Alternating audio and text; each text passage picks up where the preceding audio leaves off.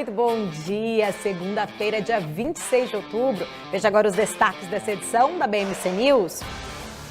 Boletim Focus reduz novamente a projeção de queda do PIB em 2020. A previsão era de uma queda de 5%, agora é de 4,81%.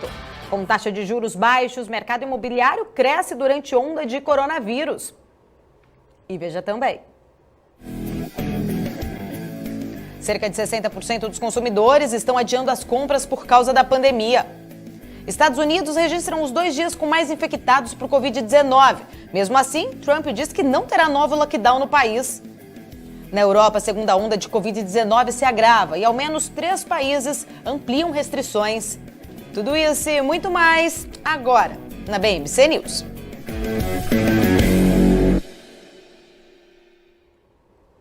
Com pouco entusiasmo em relação à aprovação de um novo pacote de estímulos fiscais nos Estados Unidos, as bolsas europeias e os índices futuros americanos começaram a semana em baixa, devido às novas restrições na Europa em resposta ao aumento no número de casos de coronavírus e recorde de novos casos nos Estados Unidos desde o início da pandemia. O avanço do vírus também impactou as bolsas asiáticas, que fecharam com tendência de baixa. Mesmo com a queda de 0,65% na última semana, o Ibovespa encerrou a semana com alta de 3%. O dólar fechou a sexta-feira cotado em R$ 5,62, com alta de 0,63%. Hoje, aqui no Brasil, o mercado acompanha o andamento da temporada de balanços, além da disputa em torno da vacinação contra o coronavírus e da expectativa pela aprovação do novo pacote de estímulos para a economia americana. Hoje, nós vamos falar sobre estes e outros assuntos com os nossos convidados do dia. Teremos o consultor de investimentos Celso Plácido, Saulo Godoy, consultor financeiro, Paola Mello, analista de ações da GTI, Pablo Speyer, diretor de operações da Mirai Asset e, claro, meu companheiro de bancada, estrategista de investimentos, Marcos Saravalli. Mas antes, nós vamos agora ao vivo com a Débora Oliveira para ver como que estão as bolsas operando nesse momento. Bom dia, Débora.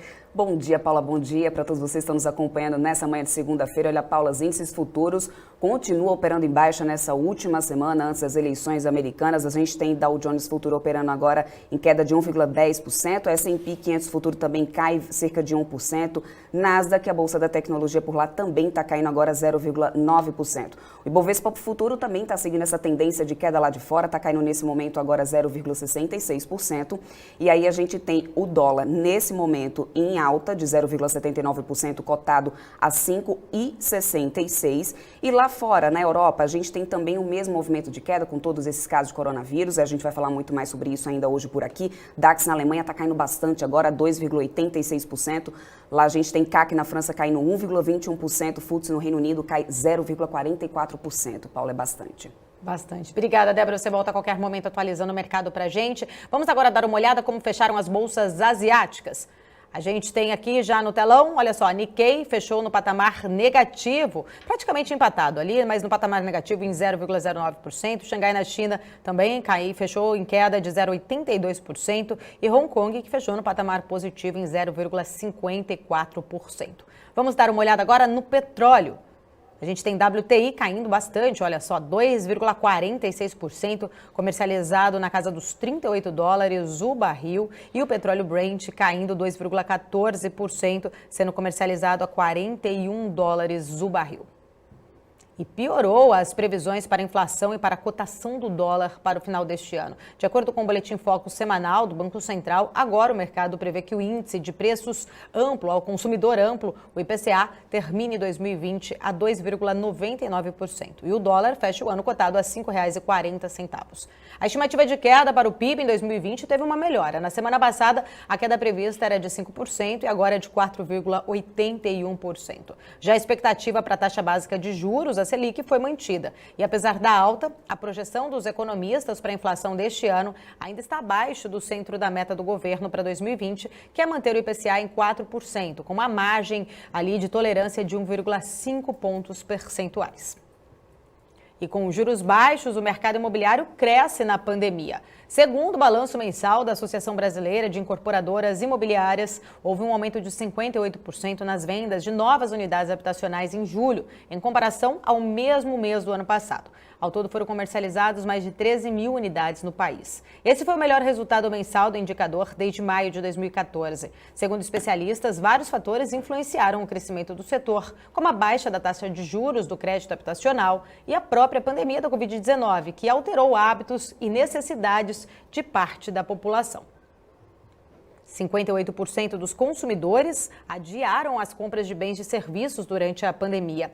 A pesquisa feita pelo Instituto Brasileiro de Economia da FGV entrevistou 1.171 pessoas. O principal motivo apontado para adiar as compras é a incerteza em relação à pandemia de Covid-19. 31% dos consumidores também afirmaram que estão poupando por precaução. 19% estão com medo do desemprego de alguém da família. Entre as famílias com renda de até R$ 2.100, 34% relataram que o motivo foi a dificuldade de conseguir emprego. E vamos agora para a nossa redação ver como está a agenda econômica desta semana com ele, Alex André, que já traz ao vivo as informações para a gente. Bom dia, Alex. O que nós temos para essa semana? Bom dia, Paula. Bom dia a todos os investidores hoje. Nós temos uma agenda bem agitada, Paula, tanto aqui no Brasil quanto lá fora nos Estados Unidos e também pela Europa. Mas eu vou destacar primeiro a agenda de hoje, depois nós iremos para a agenda durante a semana. A agenda de hoje, Paula, nós temos aí os resultados de Klabin, que acabaram de ser divulgados, também os resultados de Unidas e Petz, que serão divulgados hoje.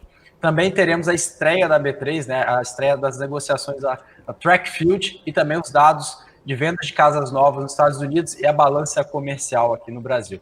Durante a semana, nós temos os destaques na reunião do Copom, na quarta-feira, também os dados do PIB nos Estados Unidos e também da Alemanha, confiança do consumidor nos Estados Unidos, os dados do CAGED e também do PNAD aqui do Brasil, os dados do PMI, que mede as temperaturas da economia na China, junto com o PIB mais a inflação da zona do euro, lembrando também que teremos os dados do IGPM também aqui no Brasil e a reunião do BCE, o Banco Central Europeu, uma agenda bem agitada, Paula, essa semana.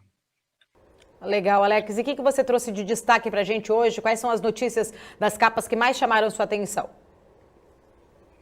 Destacamos 3 capas nacionais aqui, Paula. A primeira capa, nós vamos para o estado de São Paulo. Startups ignoram crise e mostra força da inovação. Folha de São Paulo coloca que menos de 1% dos candidatos retém 80% do fundo eleitoral. E a capa do Globo coloca gastos com o pessoal deixam capitais sem investimento. Agora, indo para a capa internacional, nós temos a capa do Financial Times, que coloca aí o Trump junto com esse combate do Covid-19. Ele está muito otimista, Paula, com essa recuperação da economia, junto também com o avanço da doença lá na Europa. Ele prevê que esse aumento de coronavírus não chegue por lá. Então, ele está bem otimista. Isso que a matéria coloca como destaque, Paula. Tá ótimo, Alex. Você volta a qualquer momento atualizando mais informações para a gente. E é justamente esse assunto internacional que nós vamos falar agora. Os Estados Unidos registraram os 2 dias com mais infectados por Covid-19 desde o começo da pandemia. No último sábado, o país teve 83.718 novos casos, 39 a menos do que o número recorde registrado na sexta-feira. No total, 8.600.000 pessoas já foram infectadas pelo novo coronavírus nos Estados Unidos, de acordo com dados da Universidade Johns Hopkins.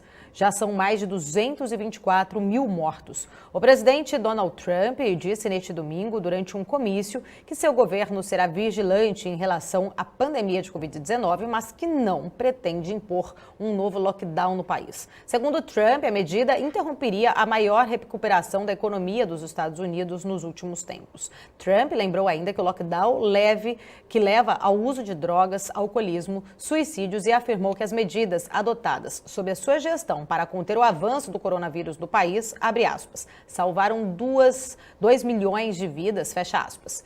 O presidente americano também mencionou a segunda onda de casos na Europa, apesar de medidas mais severas terem sido adotadas por alguns países. E uma segunda onda de Covid-19 se agrava na Europa. Em alguns países estão ampliando as restrições. A gente vai agora de novo à nossa redação da BMC News, mas para falar com a Ananda Vasconcelos. Ananda, muito bom dia. Quais são esses países? Bom dia, Paula. Bom dia a todos que acompanham a BMC News nessa manhã. Espanha, País de Gales e Itália estão na lista dos países que vão adotar novas medidas para a circulação de pessoas e também para o funcionamento do comércio. O governo da Espanha decretou ontem um novo estado de emergência e também toque de recolher das 11 horas da noite até às 6 horas da manhã.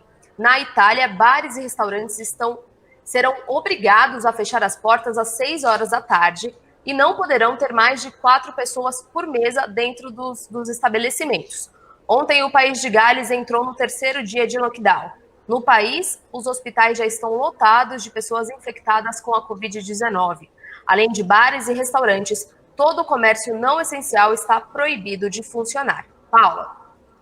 Tá ótimo, Ananda. Muito obrigada pelas suas informações e a gente vai repercutir justamente qual é o impacto disso aqui para o mercado, tanto global quanto aqui para o Brasil, com os nossos convidados. Mas vamos seguindo por aqui. Agora, o nosso assunto é política.